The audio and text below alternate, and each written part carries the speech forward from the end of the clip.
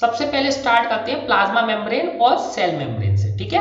Plasma membrane या इसको क्या बोलते हैं, सेल मेम्ब्रेन, ठीक है। This is the outer most covering of the cell. तो ये क्या है, सेल की सबसे बाहर का कवर होती है। तो हम लास्ट ईयर भी देख चुके हैं, सेल के बाहर एक मेम्ब्रेन होती है जिसे हम क्या बोलते हैं, प्लाज्मा मेम्ब्रेन या सेल मेम्ब्रेन।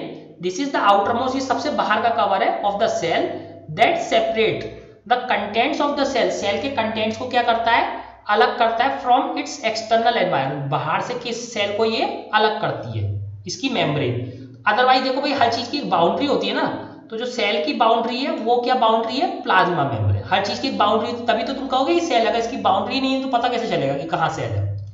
तो सेल की बाउंड्री क्या है, प्लाज्मा मेम्ब्रेन, ये इसे बाहर के एनवायरनमेंट से अलग करती है। द प्लाज्मा मेम्ब्रेन अलाउस और permits the entry and exit of some materials in and out of the cell. तो प्लाज्मा मेम्ब्रेन क्या करती है, या तो अलाउ करती है, ठीक है, अलाउ करती है, उसको मना कर देगी। अलाउ और परमिट्स, तो वो किसी चीज अंदर आ सकती है या नहीं आ सकती है, कौन डिसाइड करेगा, प्लाज्मा मेम्ब्रेन। जैसे हमारा घर होता है, तो हर किसी का घर होता है, तो हम अलाउ करते हैं ना कि कौन अंदर आएगा कौन नहीं आएगा। हम कुछ लोगों को तो कहते हैं नहीं, बाहर से ही भगा देते हैं कि नहीं आना अंदर, कुछ लोगों को हम अलाउ करते हैं। तो हमारा घर है ना, तो ऐसे ही ये सेल का घर है, कौन अलाउ करेगा, सेल की बाउंड्री में सेल अलाउ करेगी, ठीक है।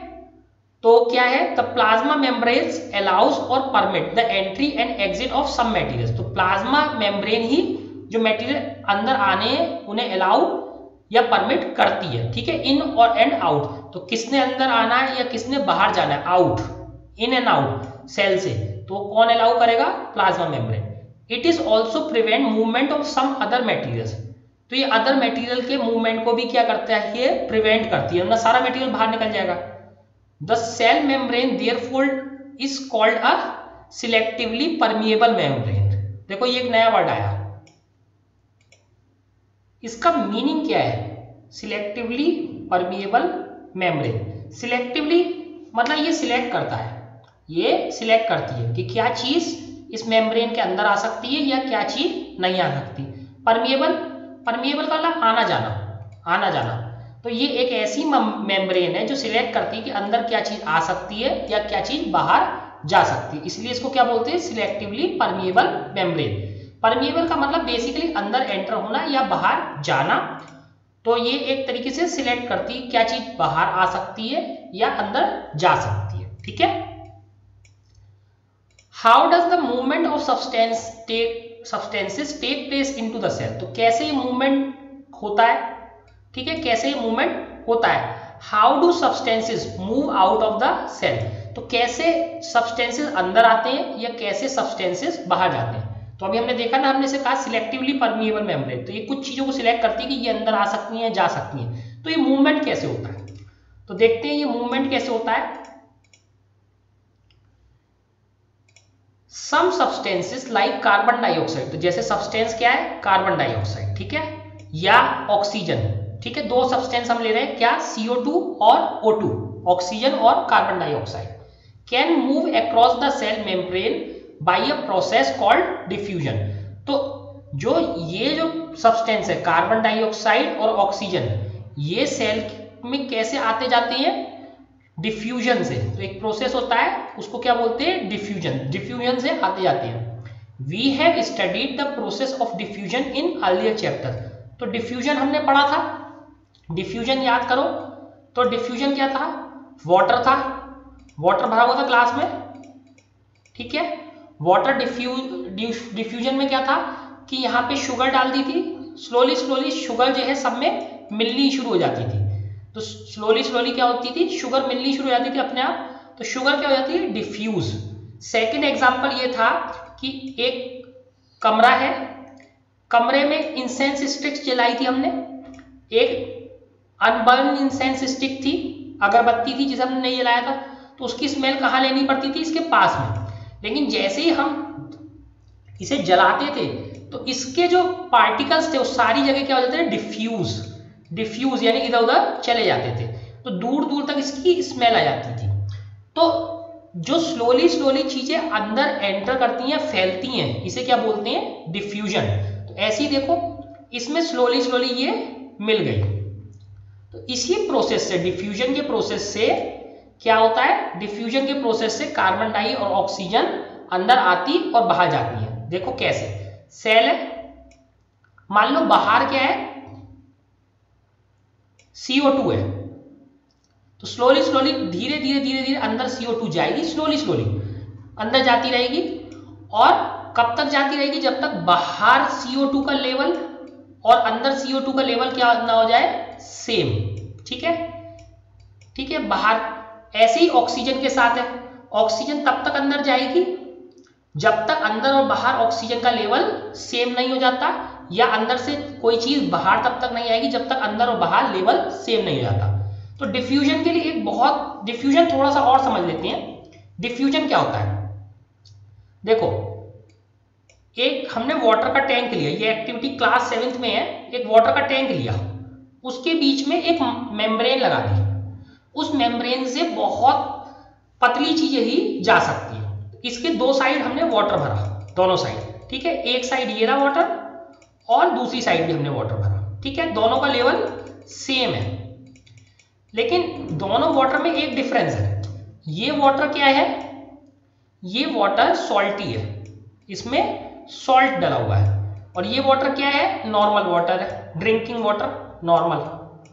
तो होता क्या है इसमें, इस मेम्ब्रेन से, इस मेम्ब्रेन के ये लेफ्ट साइड है, ये राइट साइड है, ठीक है, मेम्ब्रेन। इससे यहां तक, यहां पे हमेशा वाटर तब तक जाता रहेगा जब तक इस वाले में सॉल्ट का कंसंट्रेशन और इस वाले में सॉल्ट का कंसंट्रेशन सेम नहीं हो जाता। सिंस मान लो इसमें 1 ग्राम सॉल्ट, हमने देखा था ना, 1 ग्राम सॉल्ट पर 100 ml है, और इसमें 0 ग्राम है, इसमें 0 ग्राम है, ठीक है, पर 100 ml। इसमें कोई सॉल्ट नहीं है, इसमें सॉल्ट है।